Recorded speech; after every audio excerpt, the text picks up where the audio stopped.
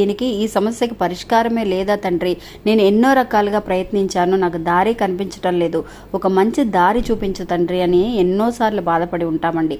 అటువంటి సమయంలో మనకి ఒక బాబాని తలుచుకుంటూ ఉంటాము. బాబాకి సంబంధించిన శక్తివంతమైన మంత్రాలు కూడా ఎన్నో ఉన్నాయండి మనకి. అంటే అండి, బాబాకి మన మంత్రాలు జపించేటప్పుడు అష్టోత్తర శతనామాలు మనం చదువుతూ ఉంటాం కదా, అందులో 108 నామాలు ఉన్నాయి బాబా గారికి.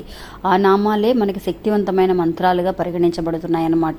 ఇంకా అలాంటి ఒక మంత్రం, శక్తివంతమైన ఒక మంత్రాన్ని మనం అనుకుంటే కనుక నిజంగా కష్టాలు తీరతాయి అని అంటే మనకి ఇది ఊరికే వచ్చిన మాట కదండి. నిజంగా ఒక ఆమెడి జీవితంలో కష్టాలలో ఉన్నప్పుడు బాబా స్వయంగా తన కలలో కనిపించి చూపించిన ఒక విషయం అండి.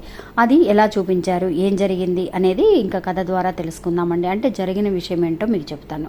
ఒక ఆవిడండి, తను కష్టాలని బాధల్ని తట్టుకోలేక చాలా విరక్తి చెందిందండి. అంటే జీవితంలో ఇంతే, నా జీవితం అనేది మార్పే రాదు